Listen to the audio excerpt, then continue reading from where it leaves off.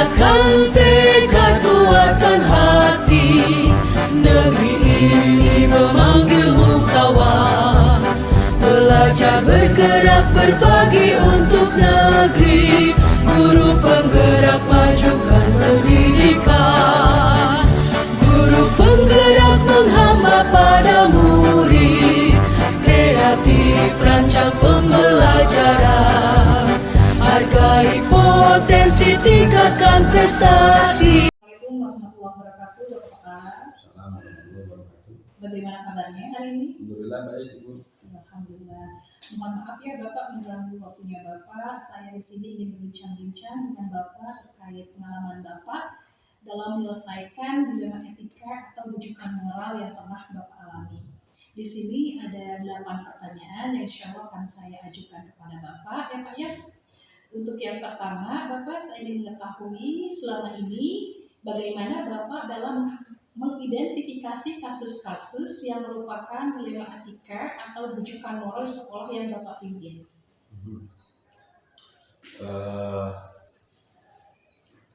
Mengidentifikasi kasus-kasus yang merupakan dilema etika atau rujukan moral gitu ya di sekolah yang pernah saya alami itu ya sangat sulit sekali memang gitu ya untuk menyelesaikan masalah ini. Tapi saya mencoba untuk fair, jadi tidak berpihak sana sini. Biasanya seperti itu ketika ada masalah tersebut. Jadi yang pertama yang saya kumpulkan itu adalah data, ya, data kira-kira data ini ada data yang bersumber dari misalkan rekannya atau saksi yang melihatnya ketika ada terjadi pemukulan misalkan ya. Satu dipanggil anaknya, yang kedua cari saksi, yang ketiga ya kira-kira melibatkan wakasek ya, wakasek itu proses yang saya ini. Jadi mengidentifikasi kira-kira apa saja ini kasusnya apa. Yang kedua mengumpulkan data-data ya, datanya itu ya tadi yang bersumber dari anaknya, datanya apa nih, kenapa gitu. Ya, yang kedua ya nyari saksi, kira-kira saksi itu siapa di situ, ada temannya atau ada guru yang lain atau ada pekerja atau staf yang lainnya yang berada di situ. Baik, terima kasih Bapak. Untuk pertanyaan kedua, selama ini bagaimana Bapak menjalankan pengambilan keputusan di sekolah Bapak, terutama untuk kasus-kasus di mana ada dua kepentingan yang sama-sama benar atau sama-sama mengandung nilai kebajikan? Cara pengambilan keputusan yang saya ambil lagi-lagi tidak berpihak. Saya akan mencoba mengedepankan pengambilan keputusan yang bijak lah gitu ya, yang tidak merugikan. Biasanya saya memanggil anak yang bermasalahnya kalau terjadi sama anak. Kalau terjadi sama dewan guru, ya saya panggil dewan guru tersebut, ya, ke ruang kepala sekolah. Kemudian saya ajak diskusi, ya. Kemudian nanti melibatkan saksi yang lain, wakasek, ya, yang mungkin bisa ngasih masukan terhadap kepala sekolah ketika ada pengambilan keputusan atau kebijakan. Karena ya saya juga hanya manusia, Bu ya. Artinya tidak bisa sesempurna itu ketika mengambil keputusan. Kadang mungkin apa yang saya pikirkan belum tentu terpikirkan yang lain. Dan apa yang kebalikannya, apa yang dipikirkan orang lain itu belum tentu terpikirkan sama saya. Jadi saling melengkapi. Itu keputusan yang biasa saya ambil. Saya ajak ngobrol dan harapannya ujung-ujungnya kalau terjadi pada siswa yang damai, ya, kalau ketika terjadi pada guru juga ujung-ujungnya ya damai. Karena asulhu khair, ya. Jadi kebaikan itu perdamaian itu baik. Baik. Untuk yang ketiga, Bapak, langkah-langkah atau prosedur seperti apa yang biasa Bapak lakukan selama ini dalam mengambil keputusan? Langkah-langkahnya, ya, langkah-langkahnya ya. Tadi kalau ke siswa biasanya memanggil dulu siswanya. Kalau yang ringan-ringan, memanggil dulu siswanya, kemudian saksinya, tanya apa masalahnya. Tapi kalau sudah kategori sedang bahkan menuju berat, itu saya kasih kalau yang masih ringan, yang sekiranya masih diberikan hukuman di tempat, saya kasih hukuman di tempat biasanya. Ya, artinya apa? Dengan mengingatkan bahwa agar tidak mengulangi lagi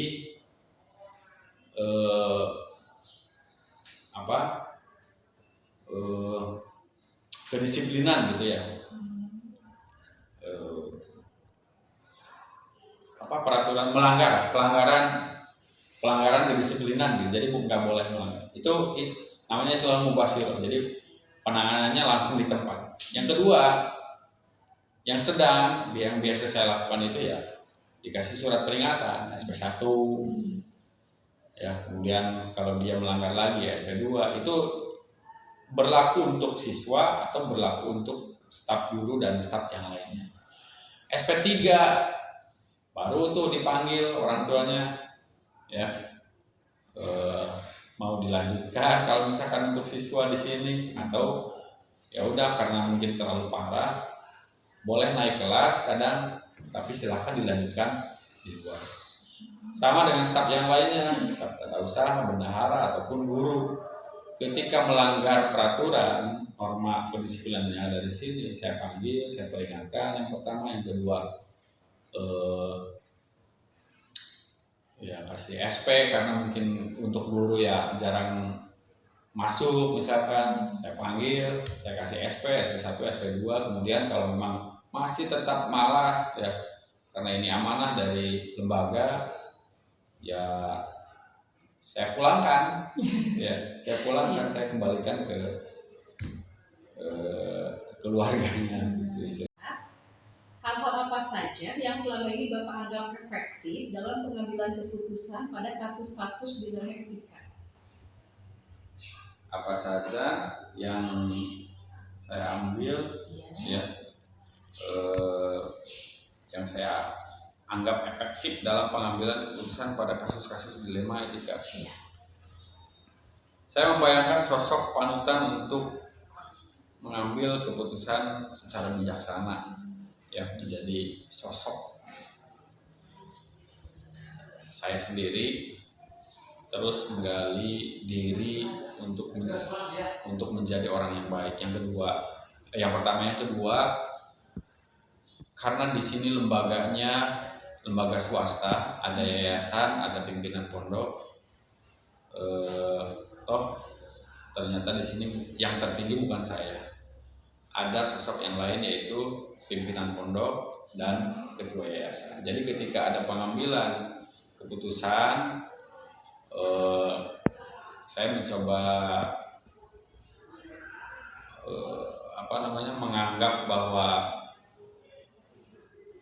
atau mengambil kebijakan sendiri. Kalau yang kedua ya saya serahkan, mungkin yang paling baik di antara mereka ya ada baiknya, saya serahkan ke pimpinan pondok atau ke yayasan.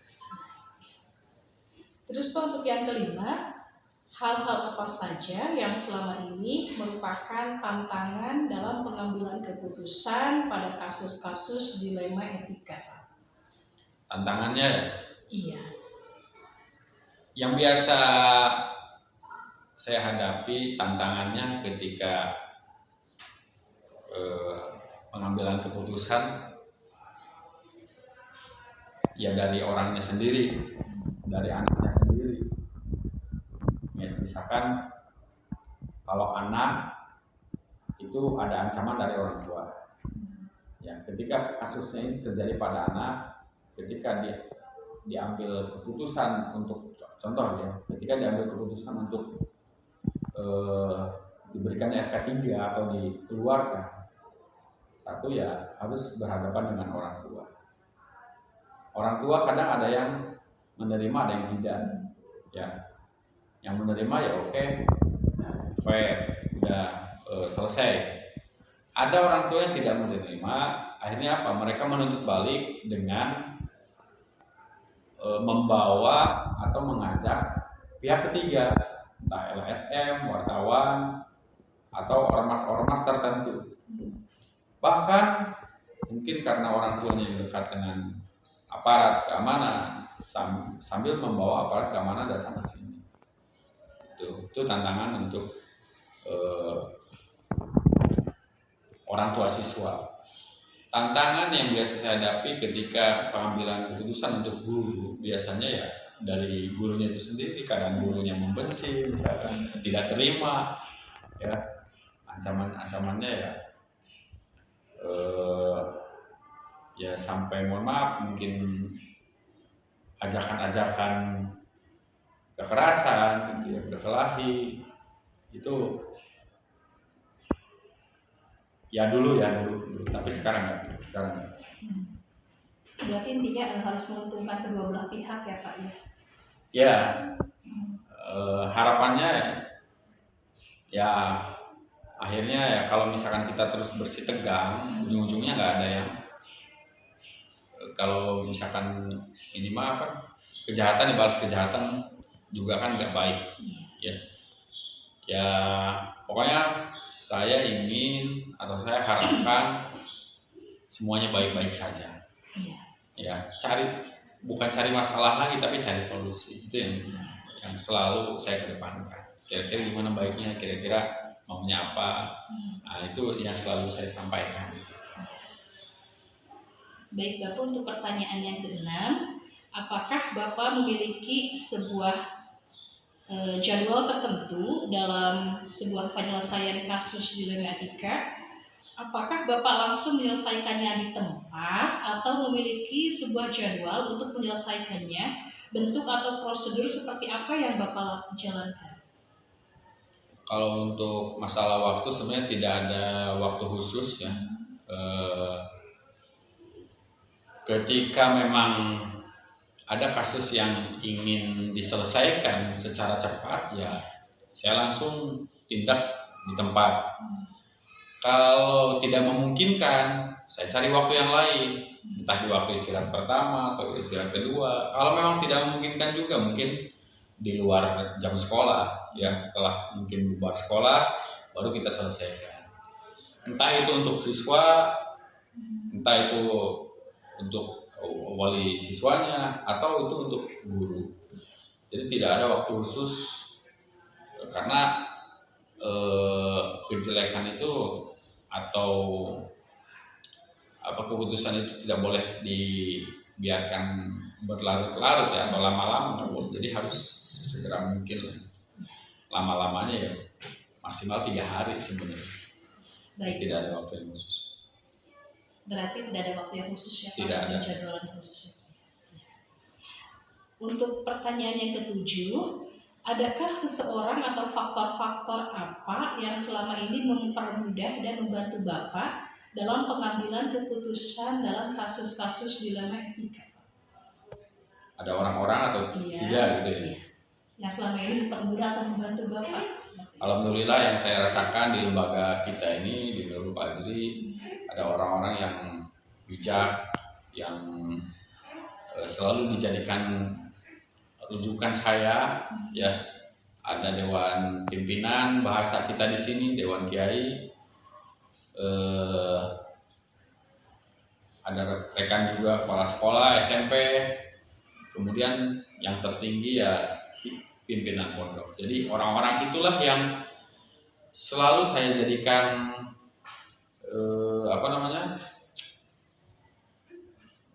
tim pendamping lah gitu. Ya, melibatkan mereka. Dari situ alhamdulillah ada pencerahan. Karena mereka mohon maaf, mungkin barangkali saya mengambil keputusan eh, secara sembrono sembarangan, artinya bisa saja saya mengedepankan keputusan itu secara sepihak yang di luar kemampuan saya. Nah, ternyata di luar itu kan ternyata ada unsur misalkan hukum dilihat dari agama, hukum dilihat dari sosial, hukum dilihat dari efeknya dan lainnya lah. Ada ternyata yang lebih bijak dari saya. Jadi saya tetap melibatkan mereka. Baik Pak, untuk pertanyaan yang terakhir, dari semua hal yang telah disampaikan, pembelajaran apa yang Bapak petik dari pengalaman Bapak mengambil keputusan dilema etika? Pembelajarannya atau hikmahnya? Iya, betul Pak. Pembelajaran dan hikmahnya intinya ternyata orang itu berbeda-beda karakter, sifat, ya yang kita hadapi juga berarti kan berbeda-beda. Hikmah yang saya ambil ya untuk saya sendiri, saya punya pengalaman banyak ya bagaimana cara menghadapi siswa yang berkarakter seperti ini, seperti ini. Begitupun dengan guru, ada yang karena di sini heterogen ya, ada yang Sunda, ada yang Jawa, ada mungkin yang Jakartaan gitu. Jadi itulah hikmah saya. Kemudian saya juga jadi tambah dewasa ya ketika menghadapi orang yang seperti itu. Itulah, alhamdulillah ya, banyak hikmah. Baik Bapak, terima kasih banyak atas waktunya. Alhamdulillah saya juga mendapatkan pengalaman dari apa yang telah Bapak lakukan dalam proses pengambilan keputusan dilema etika ya Bapak ya. Mohon maaf apabila saya mengganggu waktunya. Assalamualaikum warahmatullahi wabarakatuh. Waalaikumsalam.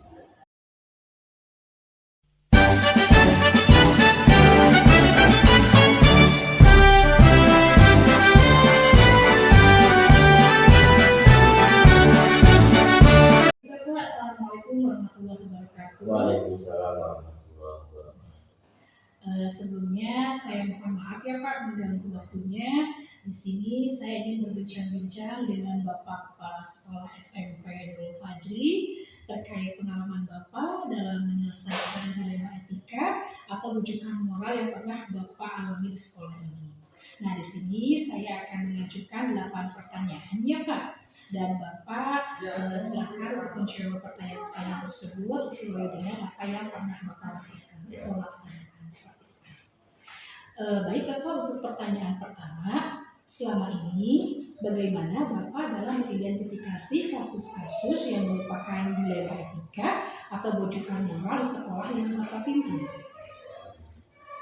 Untuk beberapa kasus atau pernah kasus yang dialami terkait dengan dilema etika atau rujukan moral itu biasanya untuk saya pribadi tidak menjustifikasinya atau mengambil keputusannya itu secara langsung. Biasanya kita juga sering ada diskusi, ngobrol, baik itu dengan yang bersangkutan atau dengan teman sejawat, sesama guru, ataupun wakil kepala sekolah, sehingga dapat berbagai masukan, referensi, sehingga ketika ada hal yang semacam itu semaksimal mungkin kita mencari solusi atau jawaban yang terbaik. Tapi yang ada kolaborasi dengan sesama guru, bahkan juga sering disampaikan atau diobrolkan dengan sesama kepala sekolah, termasuk bukan hanya antar guru ya, ada kasus-kasus di siswa atau di santri pun kita kalau ada kesempatan bertemu dengan kepala sekolah yang lain, kolega kepala sekolah yang lain, kita sering diskusi, ngobrol, baik dalam konteks serius bahkan ketika santai sekalipun. mungkin gitu. Jadi ada apa namanya, ada pertimbangan dulu, mendengarkan masukan, termasuk referensi dari sekolah-sekolah lain. Barangkali kan bukan hanya di lembaga kita, di sekolah kita, tapi di sekolah yang lain pun ada kasus atau kejadian yang sama terkait dengan dilema etika seperti ini. Baik, Bapak. Untuk pertanyaan kedua, selama ini bagaimana Bapak menjalankan pengambilan keputusan di sekolah Bapak, terutama untuk kasus-kasus di mana ada dua kepentingan yang sama-sama benar atau sama-sama mengandung nilai kebajikan? Ya hampir sama dengan yang tadi, selalu mendiskusikannya, selalu bertanya kepada yang lebih berpengalaman, bahkan dan tidak lupa menghadirkan bertanya langsung ke yang bersangkutan. Dan untuk lebih memaksimalkan ketika kita mengambil keputusan, seringkali hal tersebut kita sharing ke sesama guru, sama kolega teman kepala sekolah. Bahkan seringkali juga kita ya mencari tahu sendiri, apakah itu dari internet, dari buku, karena zaman sekarang itu kan sesuatu itu sudah tidak ada batasnya lah. Kadang banyak orang juga yang berpengalaman hal yang sama seperti itu, mereka share untuk berbagi tentang pengalamannya di media sosial ya. Tapi untuk selama ini biasanya kita di sini di Nurul Fadli SMP khususnya, alhamdulillah sih suka seringnya itu tertangani dengan baik, tanpa melibatkan pihak ketiga atau dari luar. Dengan kita berdiskusi, mencari mana karena kan ini kan konteksnya yang satu benar, yang satu juga benar. Jadi bukan mencari kesalahan, bukan mencari pembenaran, tapi mana sekiranya dari kedua hal ini yang terbaik, yang cocok. Misalkan apakah kalau misalkan itu berkaitan dengan disiplin, aturan, kira-kira dari yang dua yang baik ini yang cocok dengan kondisi di lingkungan SMP Nurul Fadli yang mana. Karena tidak semua kebaikan itu cocok di satu tempat yang sama. Bisa jadi di Nurul Fadli cocok, di tempat lain berbeda, atau sebaliknya. Untuk pertanyaan yang ketiga, langkah-langkah atau prosedur seperti apa yang biasa Bapak lakukan selama ini? Untuk menangani hal-hal yang semacam itu sebenarnya tadi sudah disampaikan di yang pertama dan yang kedua, itu sudah menyinggung terkait dengan langkah ya. Satu, karena ini berkaitan dengan kepentingan umum, meskipun mungkin yang terlibat dalam dilema etik ini dua orang atau beberapa orang, tapi kan bisa jadi hal semacam ini akan terjadi di kemudian hari. Dan biasanya kalau sesuatu yang semacam ini terjadi dalam sebuah komunitas, meskipun yang punya problem masalah itu satu dua orang, biasanya kan akan berdampak ke semuanya. Jadi langkah yang pertama yang biasanya kita lakukan di sini itu ya, untuk saya pribadi sebagai pengambil kebijakan kepala sekolah, jelas yang pertama saya tidak berani untuk mengambil keputusan sendiri. Yang kedua, kenapa tidak berani mengambil keputusan sendiri? Sebelum yang kedua kita mengadakan diskusi, mengadakan tanya jawab lah dengan teman-teman sesama guru, atau bahkan seringkali juga saya misalkan ngobrol dengan sesama kolega kepala sekolah, yang baik yang sekolah negeri ataupun swasta ya. Kadang-kala karena kita juga masih banyak kurang pengalaman, banyak juga bertanya ke senior-senior kepala sekolah. Karena hal semacam ini barang tentu yang tidak hanya terjadi di satu lembaga pendidikan, dalam ini sekolah SMP. Seringkali mungkin juga terjadi di sekolah-sekolah lain. Dan yang terakhir, yang ketiga, yang paling penting menurut saya,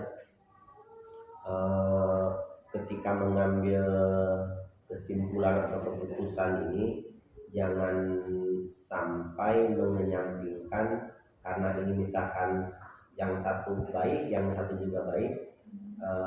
Pertimbangan terbesar kita adalah mana yang sekiranya cocok atau pas dengan lingkungan lembaga kita, karena tidak semua hal yang baik itu cocok di satu tempat, tidak cocok di satu tempat, bisa jadi cocok di tempat yang lainnya. Termasuk misalkan ketika ada dilema etik, bisa saja itu ada kecocokan di kita tidak cocok di sekolah lain, dan cocok di sekolah lain cocok di sekolah atau di tempat kita. Apalagi misalkan karena SMP Nurul Fadil itu adalah lembaga pendidikan, dalam hal ini SMP yang berbasis pondok pesantren.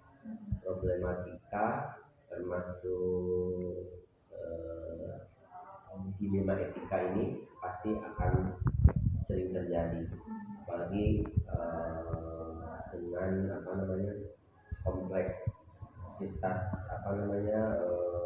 kepengurusan, kemudian adanya pesantren, adanya sekolah, itu kan memerlukan banyak referensi, banyak diskusi dengan teman-teman, termasuk dengan kalau masalah itu dengan santri atau dengan murid, ya kita juga mungkin bisa melibatkan dan seringkali kita menanyakan diskusi langsung ke santrinya atau ke siswa. Mungkin seperti itu. Baik Bapak, terima kasih. Dan untuk pertanyaan yang keempat, hal-hal apa saja yang selama ini Bapak anggap efektif dalam pengambilan keputusan pada kasus-kasus dilema etika? Diulangi lagi bukan? Ya, hal-hal apa saja yang selama ini Bapak anggap efektif dalam pengambilan keputusan pada kasus dilema etika? Yang efektif gitu ya, hal-hal yang efektif. Ya memang memerlukan tahap-tahap, tapi daripada kita mengambil keputusan ini perspektif pribadi ya, daripada kita mengambil keputusan secara cepat tapi pada akhirnya keputusan itu ternyata tidak pas, tidak tepat gitu ya, lebih baik, kalau prinsip saya sendiri ya, lebih baik menambah waktu, mendiskusikannya, mengobrolkannya, mencari banyak referensi. Mungkin secara waktu kurang efektif, tapi mudah-mudahan dengan ikhtiar semacam itu menambah waktu keputusannya tepat gitu. Jadi ya buat apa cepat efektif tapi ternyata pas mengambil keputusannya ternyata masih banyak meninggalkan masalah. Kalau menurut saya pribadi sih ya nggak apa-apa menambah waktu. Memang dari sisi efektivitas mungkin agak minus gitu ya, tapi kalau saya berpikirnya nggak apa-apa menambah waktu, tapi keputusan yang diambil itu tuntas gitu, tidak meninggalkan masalah baru, apalagi menimbulkan hal-hal yang tidak diinginkan lagi. Iya.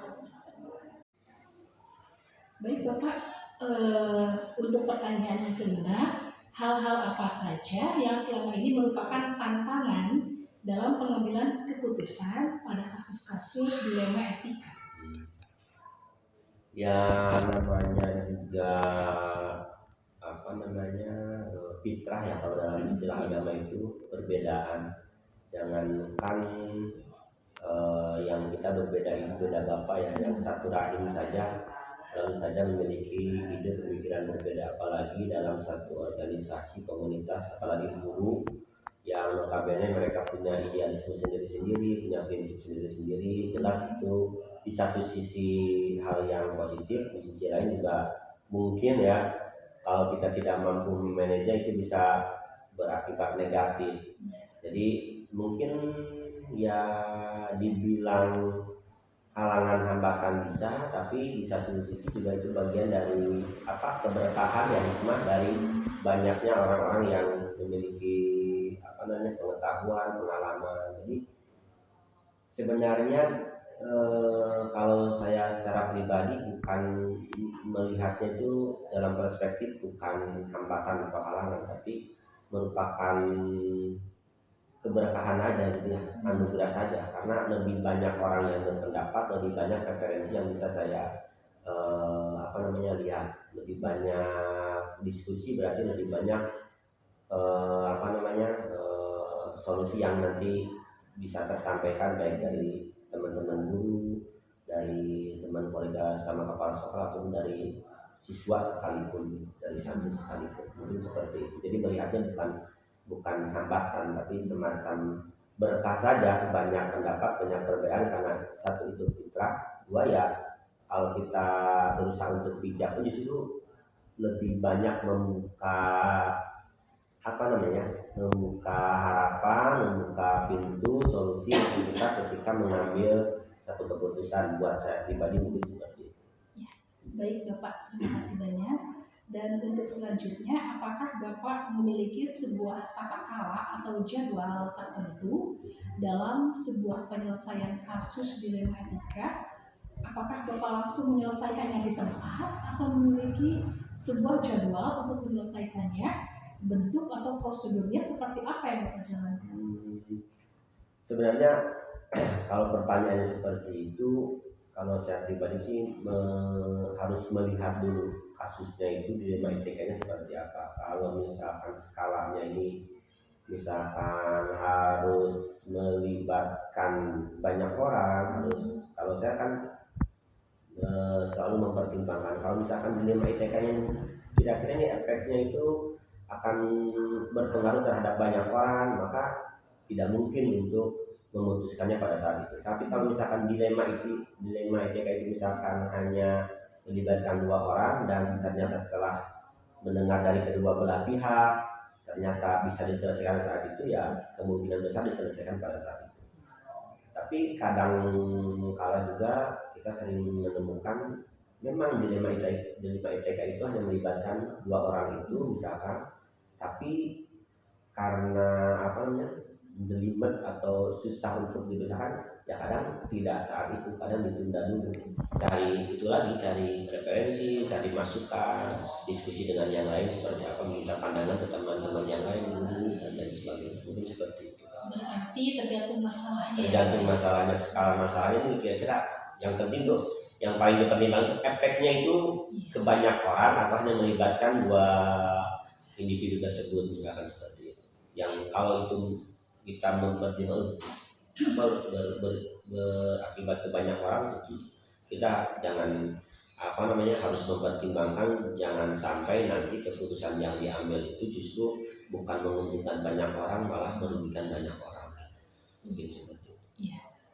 Baik Bapak, terima kasih. Dan untuk pertanyaannya ke-7, apakah ada seseorang atau faktor-faktor apa yang selama ini mempermudah atau membantu Bapak dalam pengambilan keputusan dalam kasus-kasus dilema etika?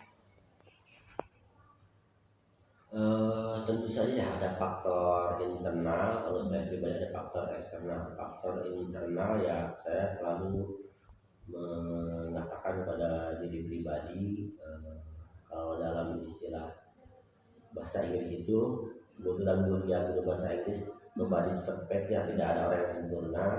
Meskipun tentu saja sebagai manusia dan manusiawi kita melibatkan emosi pribadi atau pengalaman pribadi, tapi untuk hal-hal yang semacam dilema etika itu kan tidak cukup hanya melibatkan pengalaman pribadi, emosi pribadi, harus tetap saja melibatkan orang lain. Jadi kalau misalkan bertanya ada tokoh atau siapa, ya tentu saja ya banyak orang yang menginspirasi, banyak orang yang memberikan teladan kepada kita dan kita bisa meneladani gitu.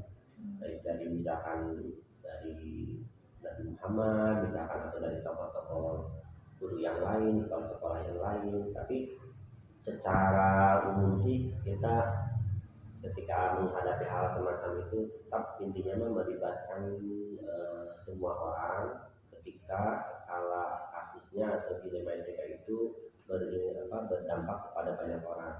Tapi kalau misalkan skala kasusnya itu hanya melibatkan 1-2 orang, ya kalau merasa cukup melibatkan 3-2 orang, ya kita tidak melibatkan banyak orang. ya itu menjadi pertimbangan dasar barangkali terkait dengan keputusan ketika ada terjadi dilema etika. Jadi kalau misalnya tokoh apa ya tentu saja ada, gitu ya.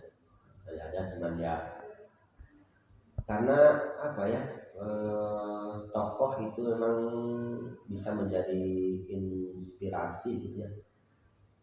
Tapi juga jangan terlalu apa namanya menutup diri untuk membuka dari pendapat tokoh lain. Jadi ya kalau tanya tokoh ya banyak tokoh malah gitu yang bisa menginspirasi. Baik, terima kasih Bapak. Dan untuk pertanyaan yang terakhir, dari semua hal yang telah disampaikan, pembelajaran apa yang Bapak petik dari pengalaman Bapak mengambil keputusan dilema etika? Pengalamannya ya, Ya. pengalamannya yang jelas sebagai kepala sekolah, sebagai pribadi, sebagai orang yang memiliki kewenangan dalam tanda kutip bisa mengambil kebijakan sendiri, kita banyak belajar bahwa tidak semua yang benar itu bisa bisa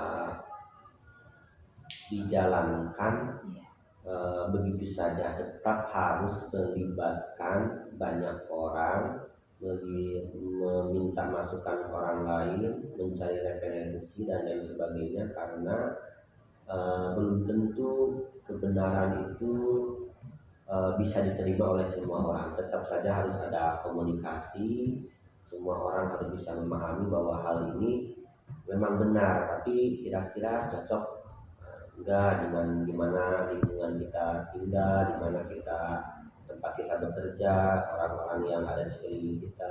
Jadi meskipun itu kebenaran, menurut saya tetap kita harus juga mempertimbangkan pendapat, masukan, juga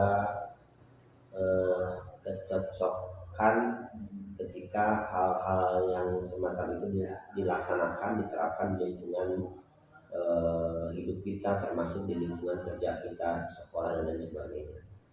Apalagi kalau terkait dengan dilema etika kan sama-sama benar, tapi kalau saya pribadi ini mana nih dari kedua kebenaran ini yang kira-kira kalau dua-duanya benar kan masih memang satu sisi agak sulit untuk mengambil keputusan, tapi sebenarnya tidak menutup pintu untuk mengambil kebenaran juga, karena dari kedua kebenaran pasti ada yang lebih. Kalau kebenarannya sudah jelas ini dua-duanya benar, nah kita tinggal mempertimbangkan, memikirkan mana yang lebih cocok, mana yang lebih baik apabila kebenaran dari kedua kebenaran itu yang diterapkan atau yang dilaksanakan di lingkungan kerja, di lingkungan hidup kita, di lingkungan rumah tangga kita, misalnya seperti itu. Kalau saya berpikirnya seperti itu saja sih. Karena memang agak sulit ya kalau dua-duanya benar itu ya, memang makanya disebut mungkin istilahnya dilema etika itu ya sebenarnya enggak, udah secara etika itu udah benar, tapi kan tidak, kata saya tadi ya, tidak semua kebenaran itu orang mampu menerimanya, apalagi di dalam kondisi tertentu, di tempat tertentu. Makanya kita harus memilih dari kedua yang kebenaran ini kira-kira yang cocok, yang pas dengan lingkungan kerja itu yang mana, bisa diterima sama semua orang, sehingga kan tidak mengganggu iklim bekerja, iklim berdiskusi dan lain sebagainya. Ya minimalnya meskipun tidak 100% orang bisa menerima, ya minimalnya semua orang itu bisa mayoritas itu mau melaksanakan, mau menerima itu. Ya kadang setiap keputusan yang diambil itu kan jarang 100% orang mau menerima, tapi kan kalau yang mendukungnya, yang menerimanya lebih banyak, kan kita lebih percaya diri ketika melaksanakan satu aturan atau apapun. Baik Bapak, terima kasih banyak atas waktunya ya Pak. Ya. Saya pun mengambil banyak sekali pembelajaran dari apa yang telah Bapak sampaikan, dan sekali lagi saya mohon maaf telah mengganggu waktu istirahat Bapak. Sehat-sehat selalu ya Pak ya. Amin Ibu. Ya, baik, terima kasih. Assalamualaikum warahmatullahi Ya, wabarakatuh. terima kasih. Assalamualaikum warahmatullahi wabarakatuh. Dan